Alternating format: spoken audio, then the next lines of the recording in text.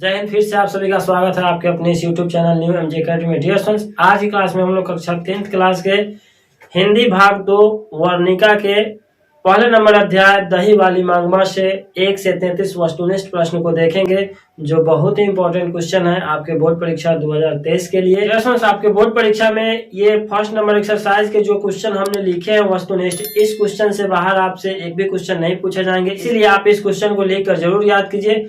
तो चलिए अब हम लोग वीडियो को स्टार्ट करते हैं और देखते हैं कौन कौन से क्वेश्चन हैं। तो हिंदी भाग 2 के वर्णिका अध्याय 1 दही वाली मांगमा के पहला नंबर क्वेश्चन मेरा यह है कि दही वाली मांगमा कहानी के कहानीकार कौन है। दही वाली मांगमा जो कहानी है उस कहानी के कहानीकार कौन है। तो ये कहानी के कहानीकार जो है श्रीनिवास जी है। कौन है? श्रीनिवास जी। इन्होंने ही दही वाली मांगमा कहानी का रचना किया। दूसरा नंबर क्वेश्चन है कि दही वाली मांगमा कहानी का प्रमुख पात्र कौन है। दही वाली मांगमा जो कहानी है, इसमें इस कहानी का प्रमुख पात्र कौन है, मतलब मेन रोल करने वाला कौन है इस कहानी में। तो वो मांगमा है। सारा कहानी जो बनाया गया है, जो बताया गया है इस कहानी के बारे में, वो किसके थ्रू है? मांगमा ही मेन उसका पात्र है। अब हम तीसरा नंबर क्वेश्चन को चलते हैं। दही वाली मांगमा कहानी का कथावाचक कहाँ से है। दही वाली मांगमा कहानी के कथावाचक कहाँ से है? तो ये बेंगलोर से है। कहानी वाचक कहाँ से है? तो बेंगलोर से है। अब हम चलते हैं चौथा नंबर क्वेश्चन की ओर। दही वाली मांगमा कहानी किसे संदेश देती है। दही वाली जो ये मांगमा कहानी है, इस संदेश किसे देती है? किस पुरुष को, कि किसी महिला को, कि किसी जीव को, किसे संदेश देती है? तो ये कहानी जो है बहुओं को संदेश देती है। इस कहानी में अगर आप पढ़े, इस कहानी को थोड़ा समझ कर पढ़े, तो इस कहानी में जो बहू की रोल होती है और सास की जो रोल होती है, ये पूरा डिटेल्स में बताया गया है कि किस तरह एक बहू जब अपने बच्चे को मारती है तो उसकी जो सास होती है किस तरह से उस बहू को डांटती है और बोलती है, और किस तरह से उन दोनों के बीच में झगड़ा हो जाता है, और फिर किस तरह से उसमें मेल मिलाप होता है। इन सारे कहानी को पढ़ने को आपको मिलेंगे। इस कहानी को पढ़ने से बहुत कुछ शिक्षा मिलती है, हमें समाज में कैसे रहना चाहिए और कैसा बात व्यवहार हम लोगों को होना चाहिए। हम लोग चलते हैं 5वें नंबर क्वेश्चन की ओर। मांगमा क्या बेचती थी। मांगमा, दही वाली मांगमा कहने से अर्थ यह निकलता है कि मांगमा दही बेचती होगी। क्या बेचती थी? मांगमा जो थी वो दही बेचती थी। छठा नंबर क्वेश्चन है कि मांगमा के गांव का नाम क्या था। मांगमा के गांव का नाम क्या था? तो वेंकटपुर। मांगमा के गांव का नाम था वेंकटपुर। अब हम लोग समझते हैं 7वें नंबर क्वेश्चन को। मांगमा क्या खाती थी। मांगमा जो थी क्या खाती थी? तो पान और सुपारी खाया करती थी। अक्सर मांगमा जो थी पान और सुपारी खाया करते थे। जिस तरह से आज के युवाओं को लत लग गई है सिकर गुटखा वगैरह खाने की, उसी प्रकार से उसे भी ये आदत पड़ गई थी पान और सुपारी खाने की। 8वां नंबर क्वेश्चन है कि मांगमा ने अपने बेटे से अलग होने को कहा। आज मतलब कितने बजे, कितने समय में उन्होंने कहा? मांगमा ने अपने बेटे को अलग होने को कहा तो दोपहर से कहा था। दोपहर के समय में मांगमा ने अपने बेटे से कहा कि अलग हो जाएंगे। अब हम चलते हैं 9 नंबर क्वेश्चन की ओर। मांगमा किस कपड़े की ब्लाउज पहनना चाहती थी। मांगमा जो था, हर किसी को एक आकर्षक कपड़ा पहनने का चाहत होती है, तो मांगमा के भी मखमल के ब्लाउज पहनने का शौक था। अब हम चलते हैं 10वां नंबर क्वेश्चन की ओर। रंगपा कहाँ का रहने वाला था। जैसा हम इस कहानी में बताना चाहते हैं, रंगपा जो था एक प्रकार का वो बहुत ही नीच व्यक्ति था, कमीना था, जो जुआ खेलता था। और ये जो मांगमा है, ये दही बेचकर रास्ते में आती थी तो ये कुएं के पास उखाड़ आता था और हर समय उससे कर्जा मांगता था। तो ये बहुत ही नीच व्यक्ति था और जुआ भी खेलता था और ये बार बार मांगमा से कर्ज मांगता था। तो रंगपा कहाँ का रहने वाला था? तो ये भी वेंकटपुर का ही रहने वाला था और मांगमा का गांव के नाम भी वेंकटपुर था। इसीलिए दोनों में थोड़ा बहुत बातचीत होती रहती थी और मांगमा का जो पति था वो डेट कर चुका था और उसी का लाभ ये उठाना चाहता था। हर बार इसका पीछा करते रहता था। कौन? रंगपा। अब हम चलते हैं 11 नंबर क्वेश्चन की ओर। रंगपा मांगमा से कहाँ मिलता था। रंगपा जो था हर समय अब दही बेच के आती है, रास्ते में खड़ा रहता कि पैसा दे तो हम जुआ खेले।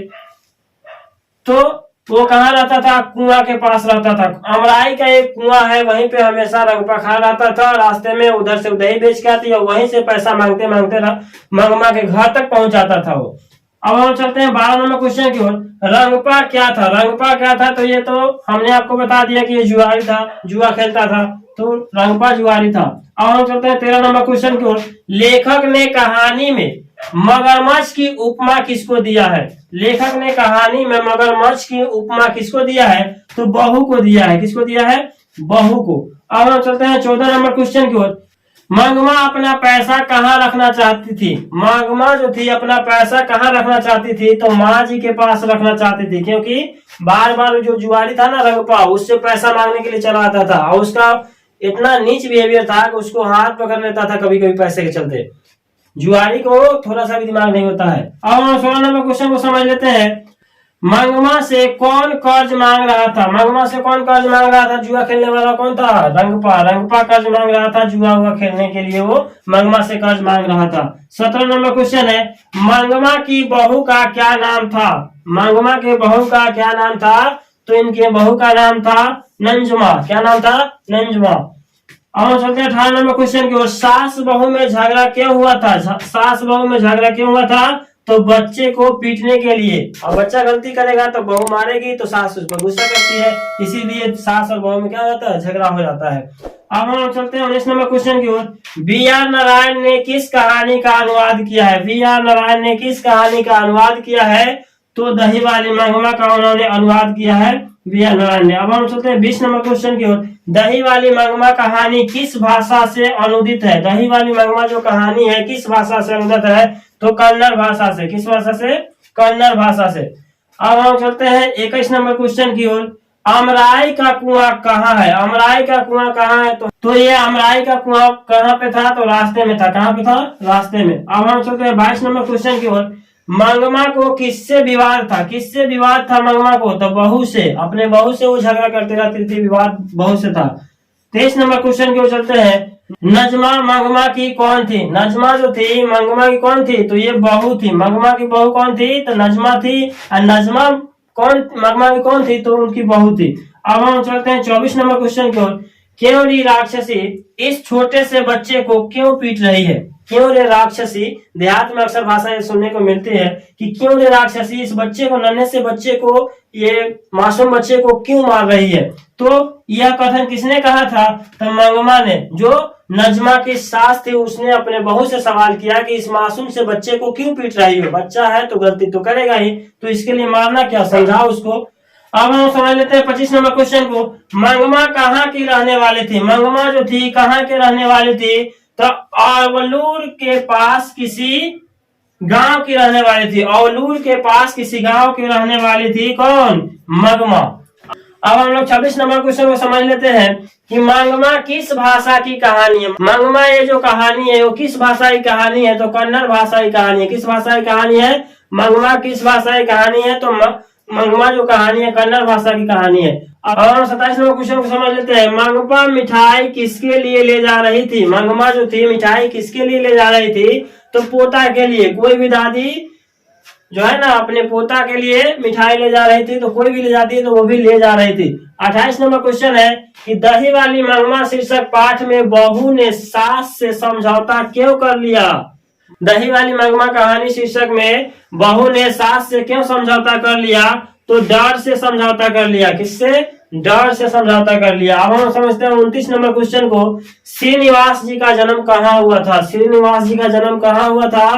तो कोलार कर्नाटक में इनका जन्म कब हुआ था? तो 6 जून 1891 ईस्वी में। कहाँ हुआ था? तो कोलार कर्नाटक में हुआ था। अब हम लोग 30 नंबर क्वेश्चन को समझ लेते हैं। लड़का अगर कुछ उद्यम करता है तो उसे मना करने का हक मुझे नहीं है। यह किसने कहा है? यह बात किसने कहा कि लड़का अगर कोई गलती करेगा तो उसको मारने का हक मुझे नहीं है? तो उसकी माँ ने कहा था। लड़का की माँ कौन थी? नजमा, यानी मंगमा की बहू ने कहा था कि लड़का मेरा है, गलती करेगा तो समझाने का अधिकार हमें भी है, हम उसको मारे पीटे चाहे जैसे समझा, मेरा बेटा है ना, तो उसे मैं जैसे समझाऊं समझाऊंगी। अब हम चलते हैं 31 नंबर क्वेश्चन की ओर। घर वालों के रहते एक अच्छी सारी नसीब नहीं हुई, ऐसा किसने कहा? घर वालों के रहते एक अच्छी सारी नसीब नहीं हुई, यह कथन किसने कहा? तो मंगमा ने कहा। किसने कहा? मंगमा ने कहा। अब हम करते हैं 32 नंबर क्वेश्चन की ओर। दही वाली मंगमा शीर्षक कहानी में, दही वाली मंगमा शीर्षक कहानी में रास्ते में क्या है? तो रास्ते में हमने आपको क्या बताया कि रंगपा जो था, जो जुआरी था, वो रास्ते में उसी कुआं के पास, अमराई के कुआं के पास खड़ा होकर के उससे पैसे मांगता था। किससे? रंगपा जो था पैसे मांगता था मंगवा से।